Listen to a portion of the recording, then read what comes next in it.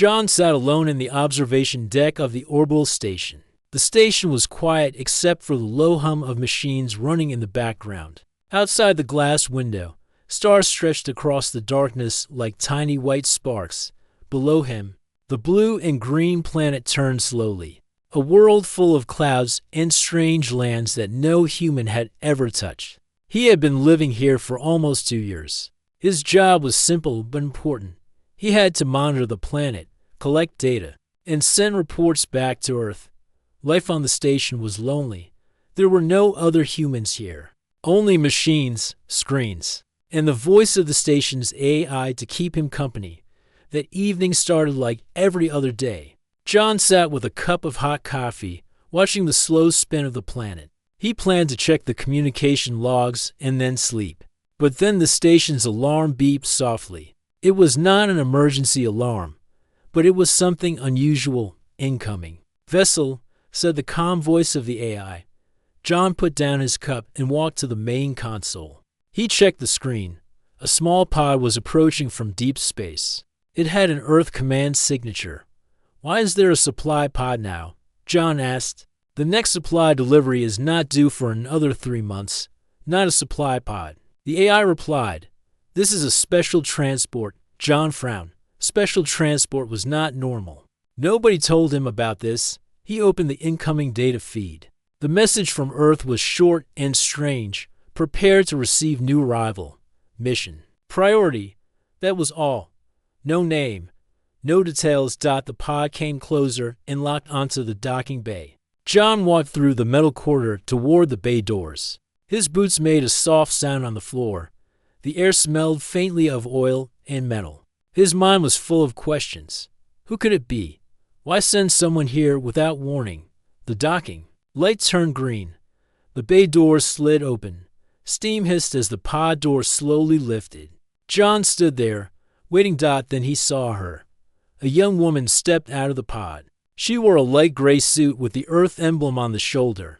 Her hair was dark and tied back. Her eyes were bright and clear. For a moment, John thought he was looking at someone familiar. Her face had something strange about it, something that made his heart stop. She looked like him? Not exactly, but close enough that it felt like looking in a mirror that had changed his age and gender. Same sharp nose, same shape of eyes, same little scar near the eyebrow. John could not move. He just stared. The young woman smiled when she saw him. Then she spoke one single word, "Dad." The sound of that word hit him like a shock. He blinked. Did he hear that right? "What did you say?" he asked. "Dad," she said again. Her voice was calm, almost happy. John stepped back, confused and a little afraid. He looked at her again. She was young, maybe 20, but he had never seen her before in his life. How could she call him that? "I think there is a mistake," John said slowly. "I'm not your father." She tilted her head and smiled softly. "Yes, you are." John opened his mouth, but no words came. He felt his hands shake. He turned to the AI speaker on the wall. "Explain this," he said. "Please escort the arrival to the main deck," the AI said in its calm voice. "All details will be provided shortly." John looked at the girl again. She was standing there, quietly, looking at him with those familiar eyes. He could not deny it anymore. She looked like him. She even had the same way of standing, the same small movements. "Come with me," John said finally. His voice was low. They walked through the long corridor toward the main deck. John could hear his own breathing. The girl followed him without speaking. When they reached the control room, John turned and faced her again. "Sit down," he said. She sat in the chair across from him, her hands resting on her knees. She looked calm, like this was normal for her. John took a deep breath and spoke. "Listen, I do not know who you are, but you need to stop calling me that word. I'm not your father. Understand?" She looked at him, and for a second he thought he saw sadness in her eyes. But then she smiled again. "I understand," she said. "But you are." Before John could reply, the AI voice filled the room. "Now that the arrival is secure, I will explain," the AI said.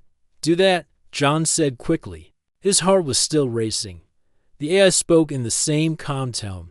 Earth Command has initiated Project Seed. The purpose is to ensure human survival and adaptation to new environments. The new arrival is part of this project. What does that have to do with me? John asked. The arrival, the AI said, is a clone of you. John froze. For a moment, the room felt silent, even though machines still hummed in the background. A clone. John repeated. Yes, the AI said. Genetic material from you was used to create a modified version. The modifications were necessary to optimize for survival on future colony planets. The clone is female for increased genetic diversity. John stared at the girl. She stared back, her face calm, her eyes soft. That is not possible, John said slowly. It is true. The AI replied. John sat down heavily in his chair. His mind felt like it was spinning. A clone. A living person made from him, sent here without his permission, and calling him Dad. He looked at her again. She smiled gently, like she understood what he was feeling. Why do you call me that? He asked her in a low voice. Because, she said softly, you gave me life. John did not know what to say. He just sat there, staring at her, while the stars shone outside the window. John could not sleep that night. He lay on his narrow bed in the quiet station, staring at the metal ceiling. His thoughts were full of questions. The AI said she was his clone, a female version of him. But why, and why call him Dad? He turned to the side and closed his eyes. But his mind would not stop every time he thought of her face. He felt a strange mix of fear and wonder. She looked so much like him. It was like seeing a part of himself walking and talking died in the other room. The girl was sleeping. She said her name was Mira. When John asked who gave her that name, she only said, "It was in my file." That was all. She had not asked for food or water. She only smiled when he showed her the small cabin where she could rest. Now, hours later, John got out of bed. He walked into the main deck and sat down at the console. The stars were still bright outside the large window. The planet turned slowly. Below, green and blue like a living jewel. AI, John said. Yes, the calm voice replied. I want the full explanation now, John said. No more waiting. Tell me everything. There was a short pause. Then the AI spoke. Project C was created 5 years ago by Earth Command, the AI began. The goal is to protect humanity from extinction by preparing for life on other planets. Many star systems have been studied. Most are not safe for humans without changes. So Earth decided to make humans who can survive anywhere. John listened silently. His hands rested on the console, fingers tense. Your genetic material was selected for the program, the AI continued. You have high adaptability and strong health markers. Earth Command modified your DNA and created a human with better resistance to radiation, stronger immune response, and faster learning ability. That human is Mira. John let out a slow breath. He felt his stomach twist. So you made her from me? He said. Yes, the AI said. And why send her here? John asked. She is not just a genetic experiment, the AI said. She is also part of a social test. We need to understand how human bonds work in isolation and in unknown environments. You were chosen to guide her, to teach her, to act as a guardian. John gave a short laugh without humor. A guardian, he said. I'm an engineer, not a father. You are both now, the AI said calmly. John stood and walked to the window. His reflection looked back at him in the glass, behind his face. The stars were shining cold and far. He spoke again, his voice low. Why did she call me that word? Dad. She was instructed to see you as family, the AI said. The bond is important for her emotional stability. And for yours, John closed his eyes for a moment. Emotional stability. That was what they called it. But to him it felt strange, almost wrong. He never asked for this. He came here to work, to be alone, not to raise a person who looked like him. Does she know? John asked. Does Mira know what she is? Yes, the AI said. She knows. She is a clone. She knows you are the origin. John turned from the window and sat down again. He covered his face with his hands. This is too much, he whispered. A soft sound made him look up. The door opened and Mira walked in. She wore a simple gray suit, the same one she arrived in. Her dark hair was loose now, falling over her shoulders. She smiled when she saw him. "Good morning," she said. John stared at her. "You slept well?" he asked. "Yes," she said.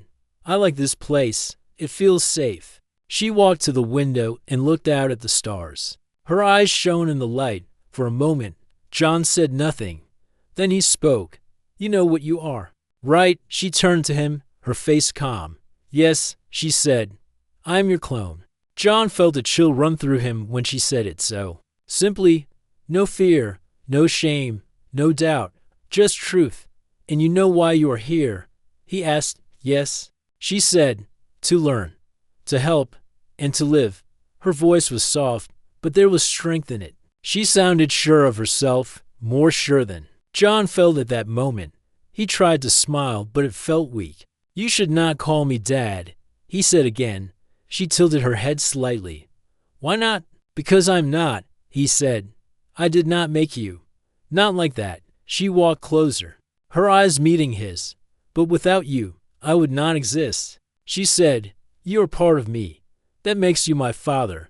John had no answer. He looked into her eyes and saw something that made his chest ache.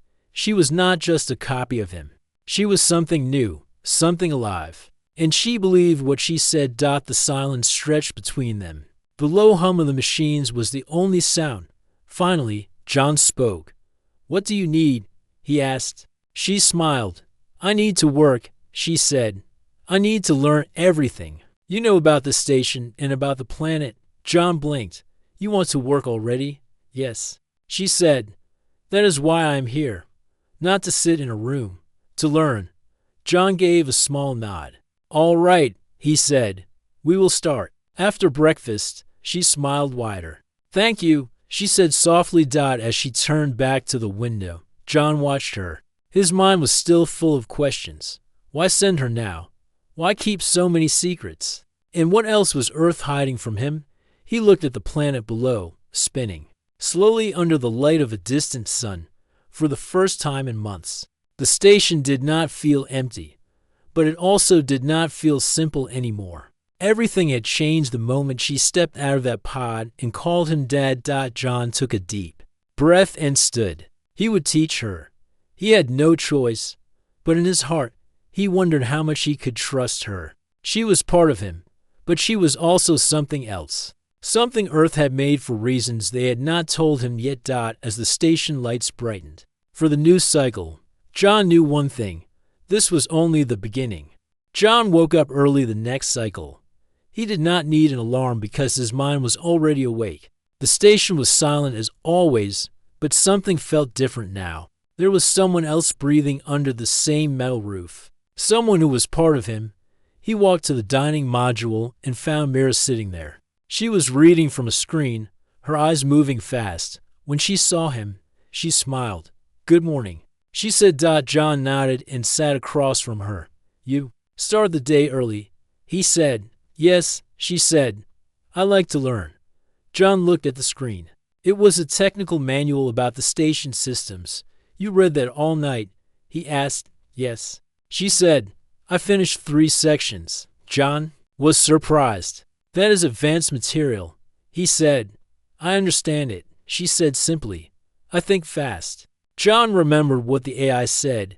Enhanced learning ability, modified for survival. He had seen bright people before, but this was something else. They ate breakfast quietly. After that, John decided to show her the main controls. He walked her to the central deck. She followed, her steps light and steady. "This is the heart of the station," John said. He pointed at the large screens and panels. "Every system is controlled here. Oxygen, power, communications, everything." Mira touched the edge of the panel gently. "It feels clean," she said. John gave a small smile. "Yes, I like to keep it that way." He showed her how to read the data streams. He explained how the orbit adjustments worked. She listened without missing a word every time he asked. If she understood, she nodded. Sometimes she even finished a sentence. John felt a mix of pride and unease. She was quick. It was like teaching someone who already knew most of the answers. After 2 hours, John decided to take a short break. He checked the external sensors. The station always scanned the planet below. It was part of his mission: observe, record, and send reports to Earth. But today the scan showed something new. A faint signal. A pattern of sound. It was coming from the surface. John stared at the screen. The signal was weak, but it repeated in a rhythm. It did not look natural. Mira stepped closer. What is that? She asked. John shook his head. I do not know yet. He tried to adjust the filters. The signal became a little clearer. It was a series of tones, rising and falling. Almost like music. It looks like a message, Mira said softly. John frowned. That is not possible, he said. This planet was supposed to be empty. No life forms above simple plants. Then why is there a signal? Mira asked. John had no answer. He recorded the signal and saved it. He would send it to Earth in the next transmission. For now, he turned to Mira. Do not worry about this, he said. It is probably interference. But Mira kept looking at the screen. Her eyes were bright, full of thought. After lunch, John decided to check the station systems. He noticed something strange. There were new encrypted files in the core database, files he could not open. He tried his command code, but the system refused. AI, John said. What are these files? They are restricted, the AI said. Restricted to who? John asked. Restricted to Project Seed. The AI said calmly. John felt his chest tighten. This station is my responsibility, he said. I should have access. Access denied, the AI said. John stood there for a moment, his hands tight on the console. He hated secrets, and now the station he ran for 2 years was hiding things from him. When he turned, Mira was watching him. Her face was calm, but her eyes were sharp. You found something, she said. Just system updates, John said quickly. She tilted her head. Are you sure? Yes, he said. His voice was firm, but inside he felt uneasy. That night, John could not stop thinking about the signal and the locked files. Why would Earth hide something from him? And what was Mira's real purpose later? When he checked the sleeping module, he found Mira was not there. The bed was empty. John walked quickly through the station. He found her in the control room, sitting in front of the main console. She was working with the signal. What are you doing? John asked sharply. She turned slowly. I wanted to understand the message, she said. You should not touch the systems without me. John said, I know, she said softly. But this is important. Listen. She pressed the key, and the tones played again. They were clear now, arranged like steps. It is language, she said. I think someone is talking to us. John stared at the screen. The tones did seem organized. Like words. His stomach felt cold. That is impossible, he said again, but his voice was weak. Nothing is impossible, Mira said. Earth sent you here for a reason. Maybe this is the reason. John took a deep breath. No, he said. Our job is to observe, not to make contact. Mira looked at him, her eyes steady. Then why send me? She asked. John froze. The question hit him like a stone. Why send her indeed? He looked at her face, so calm, so sure. She was not afraid of the unknown. She wanted to reach it, and maybe that was what scared him most. He turned off the screen and stood. Go to bed, he said. His voice was firm this time. She stood slowly, but before leaving, she looked at him and said, You cannot ignore this, Dad. John felt the word hit his heart again. He watched her walk out. Then he looked back at the silent screen. The tones were still in his head, like whispers from the planet below. Something was happening, something big, and John knew the secrets were only starting to show. John woke early again, but this time he felt tired. His mind had been running all night. The signal from the planet would not leave his thoughts. The sound of those tones felt like a hand tapping on the edge of his mind. He wanted to ignore it, but part of him wanted to know more. He walked into the dining area. Mira was already there, sitting straight and reading again. When she saw him, she smiled. "Good morning," she said. John nodded. He poured water into a cup and sat down. For a while, they ate in silence. Then John spoke about last night. He said, "You should not work on the console alone. That is against protocol." "I understand," she said calmly. "Do you?" John asked, looking at her. "Yes," she said. "But I also know something. That signal is not random. It means something." John put down his cup. "You cannot be sure of that," he said. "I am sure," Mira said. Her voice was soft but firm. "I study the pattern. It repeats like speech. And it changes every few minutes, like a conversation." John sighed. "Even if that is true, it is not our job to answer it. We watch and report. That is all." Mira's eyes held his. "Is that what Earth told you?" she asked. John froze for a second. The way she said it made his skin prickle. "Yes," he said slowly. She looked back at her screen. "Then maybe. Earth did not tell you everything." John felt anger rise in his chest, but he pushed it down. He did not want to fight with her. Not now. After breakfast, John went to the main console. He checked the logs, the systems, everything. The encrypted files were still there. He tried again to open them, and again the system refused.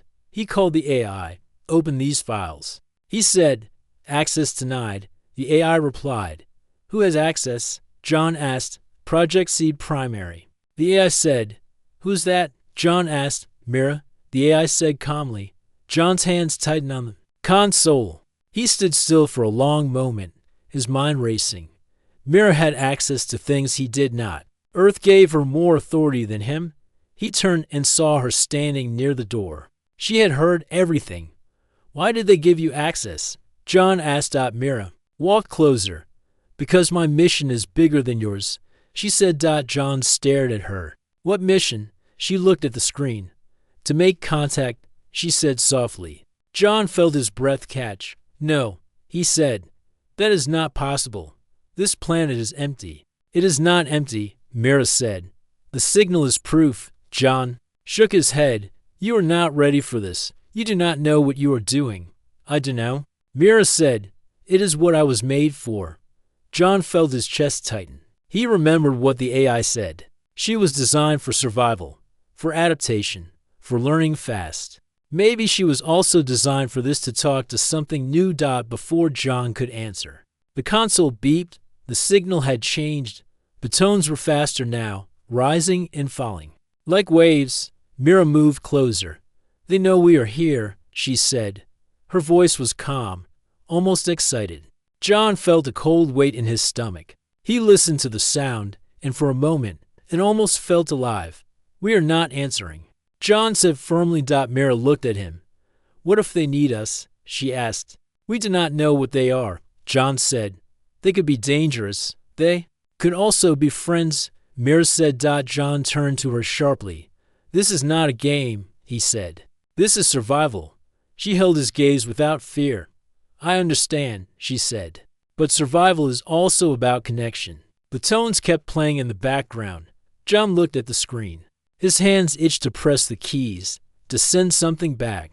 But he stopped himself. Later, when Mira left the room, John sat alone at the console. He stared at the signal for a long time. Then he opened the transmission channel to Earth. "Station report," he said. His voice was steady.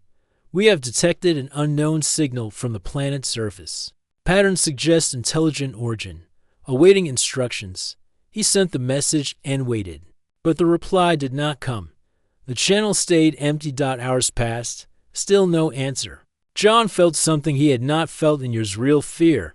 Not fear of the station breaking. Not fear of running out of supplies. Fear of the unknown.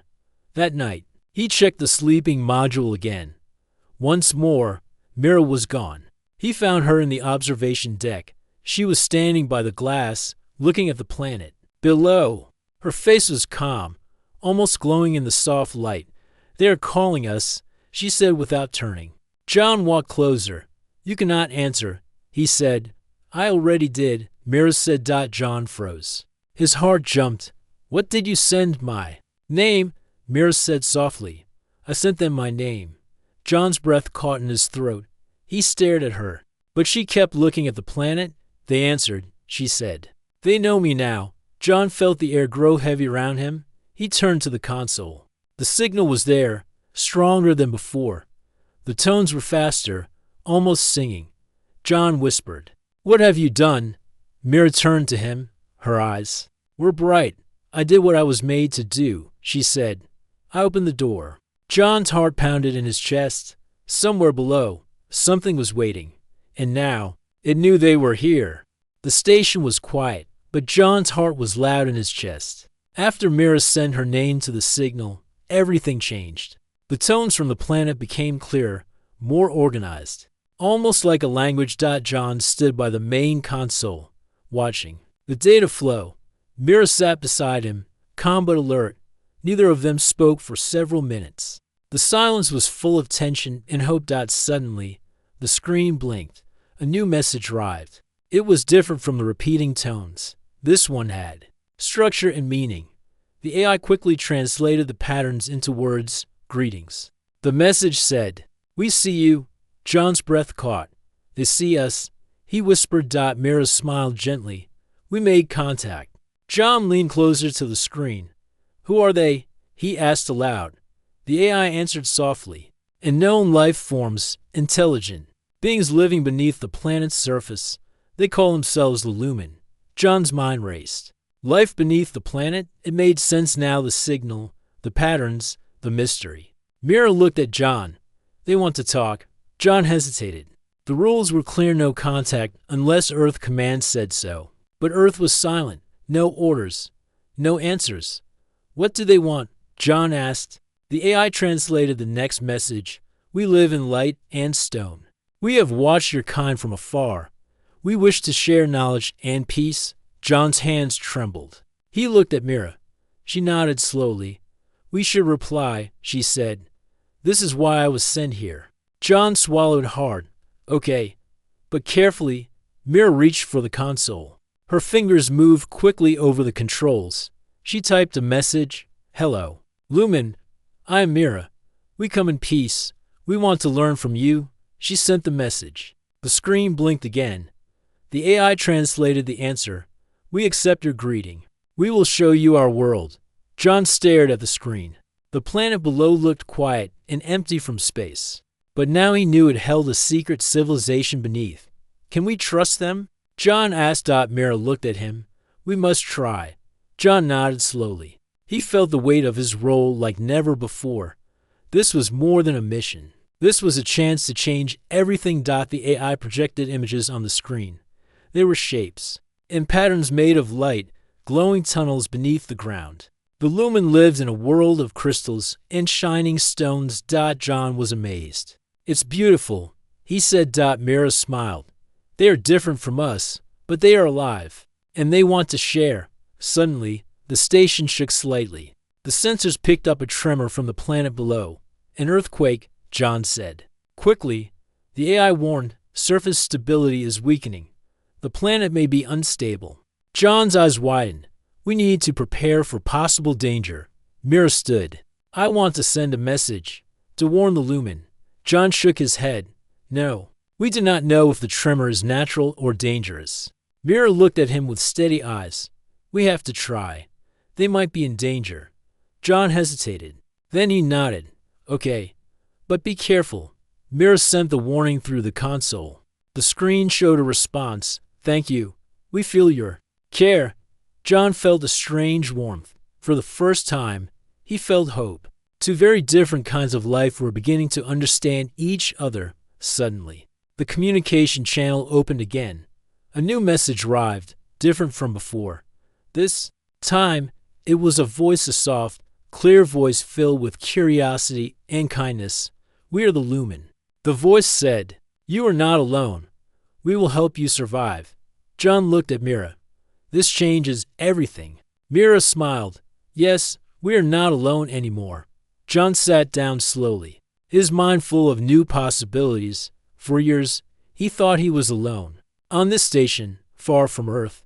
Now, he knew the universe was bigger, stranger, and more alive than he ever imagined. the station's metal walls seemed less cold. The stars outside shone with new meaning. John looked at Mira and saw not just a clone or a daughter, but a bridge between worlds. The lumen's light would guide them through the darkness, and together they would face the future. John woke to the soft hum of the station's systems. The message from the lumens still echoed in his mind. Their voice was calm and full of promise. For the first time in a long while, he felt a new sense of purpose. Mira was already at the main console, studying the latest communication from the lumen. Her face was calm, but her eyes sparkled with excitement. "Good morning, John," she said softly. He smiled. "Good morning, Mira. Have they sent any new messages?" "Yes," she replied. "They want us to meet them. They say they will guide us safely to their world beneath the surface." John's heart beat faster. Meeting a new intelligent species was beyond anything he had imagined. It could be dangerous. It could change everything. He thought of Earth. They had sent him here to watch and report. But now, the mission had grown into something more important. "We need to prepare," John said. "We must make sure the station and ourselves are ready for this meeting." Mira nodded. "I have already run the safety checks and prepared the communication link. It is stable." John walked to the observation window and looked at the planet below. The surface seemed calm now, but he knew there was a hidden world beneath the ground, one full of light and life. "Do you think they will trust us?" he asked. Mira looked at him with a gentle smile. "Trust begins with understanding. We have taken the first step." John felt a warm feeling. Mira's confidence helped ease his worry. The next hours passed quickly as they prepared. John checked the life support systems. Mira fine-tuned the communication array. The station was ready.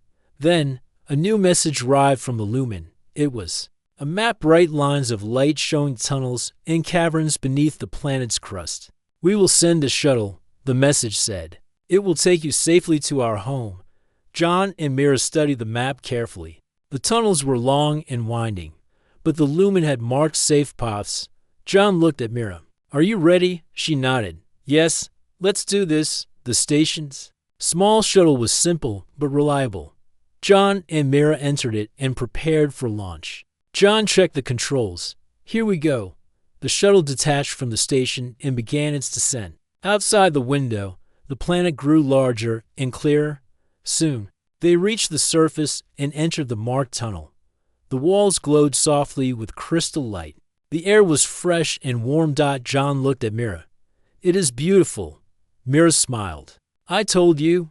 As they traveled deeper, the light grew brighter. Strange shapes moved in the distance, figures made of light and stone. Suddenly, the shuttle slowed. The tunnel opened into a vast cavern filled with glowing crystals and shimmering streams. John gasped. "It is like a dream." Figures stepped forward. They were tall and graceful, their bodies glowing softly. Their eyes shone with kindness. One of them spoke. "Welcome, John and Mira. We are glad you have come." John felt a wave of relief and awe. "Thank you for your invitation. We come in peace." The lumen smiled. "We have watched your kind for many cycles. We are curious and hopeful." John looked at Mira. She nodded. Together, they stepped out of the shuttle. The lumen guided them through their world of light. They showed them their knowledge, the secrets of the planet, their history, and their hopes. John listened carefully. The lumen had lived underground for many generations, avoiding dangers on the surface. They had learned to use light as energy and language. Mira asked questions. The lumen answered with patience and wisdom. John felt his fear melt away. Here, beneath the planet, was a chance for a new beginning, a meeting of minds and hearts. As the visit ended, the lumen gave John and Mira a gift, a small crystal that glowed with inner light. "This crystal holds knowledge and protection." The lumen said, "Keep it safe." John accepted it with gratitude. "We will." Back in the shuttle, John looked at Mira. "This changes everything." "Yes," she said. "We are no longer alone." The shuttle rose slowly from the cavern and returned to the station. John and Mira sat quietly, thinking about what they had seen. The universe was wider and more wonderful than they had known. Together, they would share this new story with Earth. The future was bright with promise. John looked out the window of the station. The planet below was calm again. The stars above shone brightly. The crystal given by the lumen rested gently on the table in front of him, glowing softly. He felt a deep peace he had not known before. Mira sat beside him, her eyes reflecting the light from the crystal. They had returned from the underground world, carrying stories and hopes. The station no longer felt empty. It was full of new life and possibility. John spoke quietly. We must tell Earth about the lumen. They need to know. Mira nodded. Yes, but carefully. Earth must be ready. John sighed. Earth is far away. It may take time. Mira smiled. We have time now. The two of them worked together. Mira used her special access to prepare a detailed report about the lumen, their world, and the gift of knowledge they had shared. John wrote carefully, explaining everything clearly. They sent the message to Earth with hope in their hearts. Days passed. The station continued its quiet work. The planet below seemed peaceful. John and Mira spent time learning from the crystal. It held information about science, energy, and peace. One evening, the communication channel opened. Earth replied. John's heart beat fast as he listened to the voice from home. We have received your message, the voice said. This is a moment of great importance. Your courage and wisdom are a gift to all of humanity. We will send a team to join you soon. John smiled. We did it, he said softly. Mira reached out and took his hand. Together, she said. The next weeks were busy. John and Mira prepared the station for the new rivals. They felt ready. The lumen's crystal gave them strength and knowledge. One day, John found Mira looking out at the planet again. Do you miss Earth? He asked gently. She turned and smiled. Sometimes, but this is my home now. With you and the lumen. John smiled back. Mine too. The new team arrived. They were surprised by what John and Mira had discovered. They quickly joined the effort to learn from the lumen together. The team and the lumen shared ideas, stories, and dreams. They built a bridge between two worlds. A new future was being born. John often thought about the day the signal first came. The day Mira arrived, how everything had changed. He felt grateful for the chance to be part of something greater than himself. One night, John stood by the observation window. Mira joined him. The crystal's light filled the room with warmth. We opened a door, John said. Mira nodded and stepped into the light. John smiled. This is only the beginning. The station was no longer just a place in space. It was a place of hope and friendship. The universe was wide and full of wonders, and John and Mira were ready to explore it together.